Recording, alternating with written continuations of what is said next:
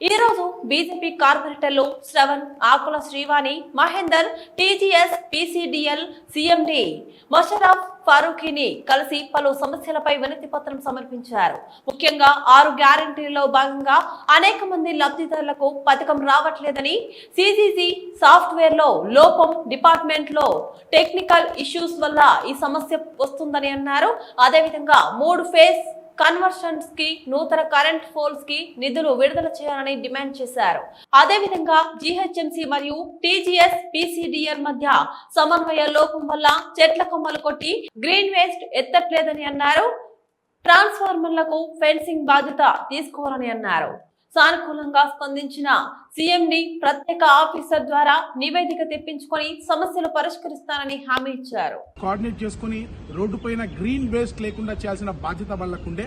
మరి ఇది పూర్తిగా విఫలమైంది. ఈ కోఆర్డినేషన్ అనేది ఎక్కడ చూసినా కూడా గ్రీన్ వేస్ట్ రోడ్లపైన కనబడుతుంది. కాబట్టి దీనిపైన చర్యలు వెంటనే తీసుకోవాలని చెప్పి, అదేవిధంగా 3 ఫేజ్ మీటర్ల కన్వర్షన్, చాలా చోట్ల 3 ఫేజ్ మీటర్లు లేకపోవడం వల్ల పవర్ డిస్టార్షన్ రావడము, ఫ్లక్చుయేషన్స్ రావడము, క్వాలిటీ పవర్ రాకపోవడం, లేకపోతే కన్సంప్షన్ కూడా పెరగడం లాంటి సమస్యలు ఉన్నాయో ఆ కన్వర్షన్ సంబంధించి 3 ఫేజ్ కన్వర్షన్ సంబంధించి నిధులు విడుదల చేయాలని కూడా కోరడం జరిగింది.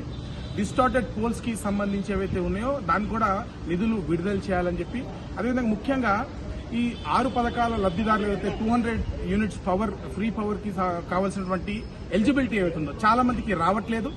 అప్లై చేసుకున్న వాళ్ళకి చాలా మంది స్పెల్లింగ్ మిస్టేక్ల వల్ల, లేక వాళ్ళ అప్లికేషన్లు మిస్ అవడం వల్ల సిజిజి దగ్గర వాళ్ళకి స్కీమ్ రావట్లేదు. అలాగే వచ్చిన చాలా మందికి కూడా ఆ స్కీమ్ కొన్ని రోజులు వచ్చి తర్వాత ఆగిపోవడం జరుగుతుంది.